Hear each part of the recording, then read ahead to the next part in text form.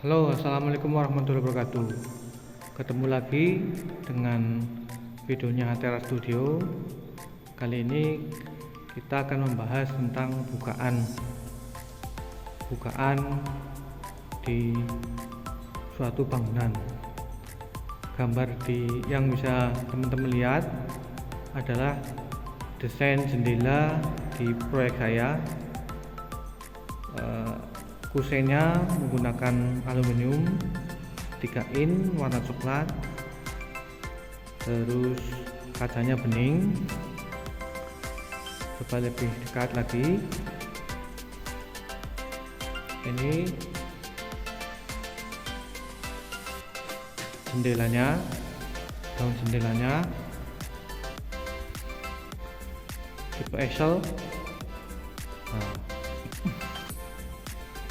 Yang tidak kalah penting, bukaan-bukaan di proyek saya biasanya saya menggunakan topi-topi beton untuk mengatasi tempias, mengingat kita tinggal di iklim tropis, akrab dengan hujan dan panas matahari.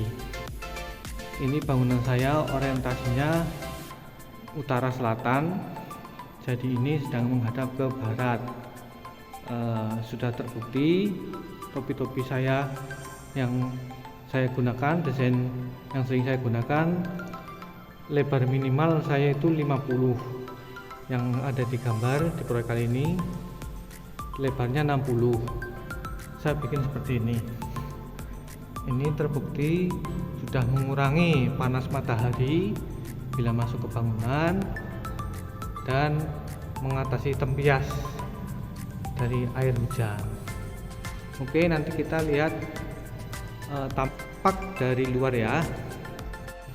Ya, ini tampak bukaan jendela dari luar. Ini bisa dilihat topi-topinya, desainnya seperti itu. Lebarnya 60 cm. Selama ini cukup ampuh untuk mengatasi tempias dan panas matahari yang berlebih. Saya pakai konsol seperti ini biar lebih kuat. Kita lihat lebih dekat seperti ini.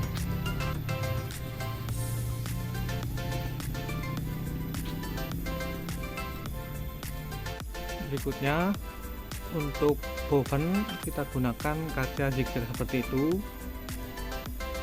Biasanya kita menggunakan krepiak, tapi dari pihak klien mintanya seperti itu,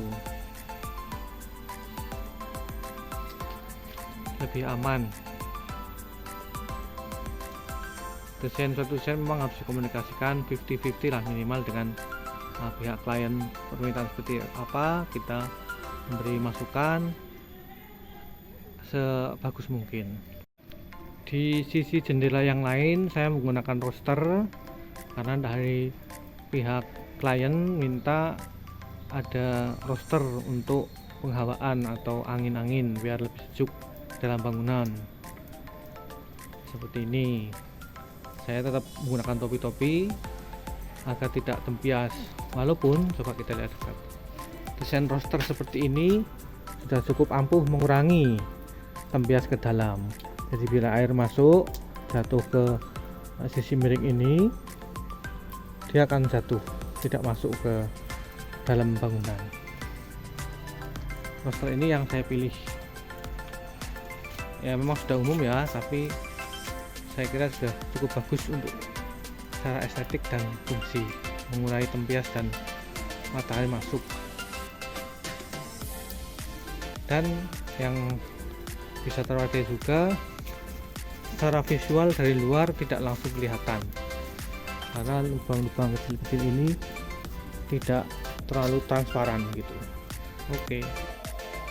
Ada juga salah satu sisi bukaan atau ventilasi jendela yang model daun jendelanya sliding seperti ini. Ini angin bisa masuk lebih maksimal. Nah, bisa dilihat. Oke. Berikutnya adalah bukaan di teras seperti ini. Ini plong, tidak ada kusen atau kaca. Di luar karena terbuka cukup lebar, menghadap langsung keluar, saya gunakan topi-topi lagi. Ini lebarnya 60 cm. Ini kalau hujan besar sudah terbukti tidak ada tempias air hujan masuk seperti ini.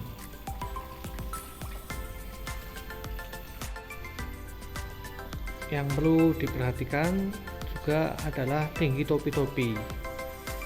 Bila tinggi topi-topi terlalu tinggi, tidak pas, bagaimanapun air hujan tetap masuk. Jadi ketinggian topi-topi itu harus benar-benar pas. Ini biasanya yang saya gunakan selalu tinggi dari lantai atau dari tanah asli 2,5 meter. Kalau terlalu tinggi dari itu biasanya air tetap masuk walaupun lebar topi-topi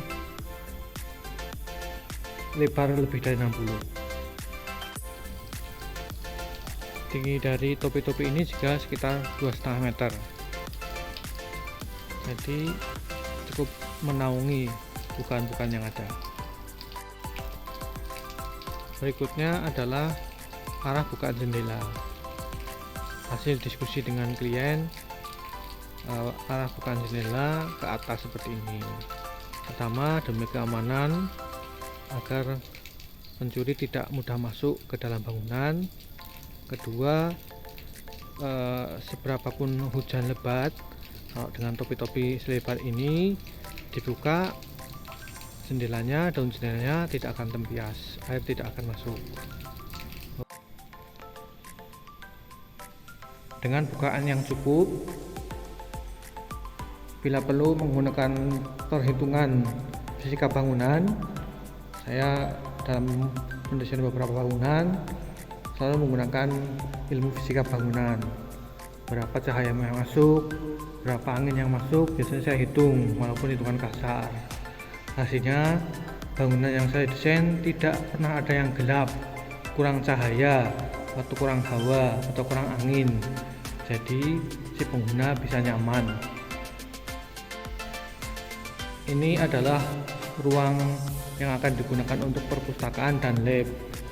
Untuk cahaya, untuk ukuran untuk perpustakaan sudah sangat cukup, apalagi untuk lab.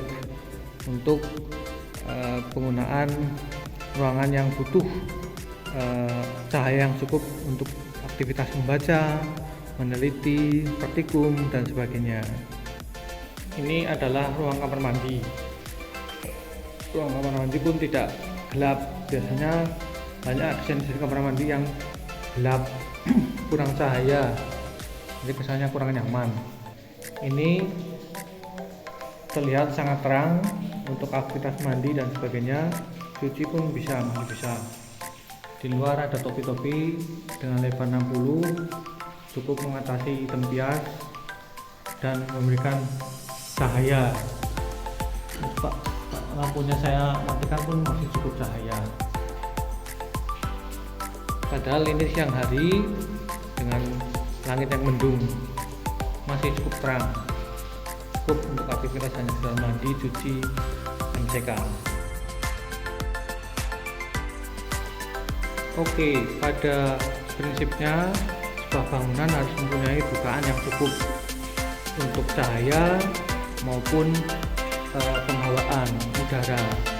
Mengingat kita seperti tadi tinggal di negara beriklim tropis, kita harus pandai-pandai menyesuaikan desain bangunan dengan alam sekitar. Oke, saya kira itu, semoga bermanfaat. Sehat selalu, jangan lupa like, subscribe, komen, share agar kita lebih bersemangat dalam membuat konten. Oke, assalamualaikum warahmatullahi wabarakatuh. Salam sukses selalu.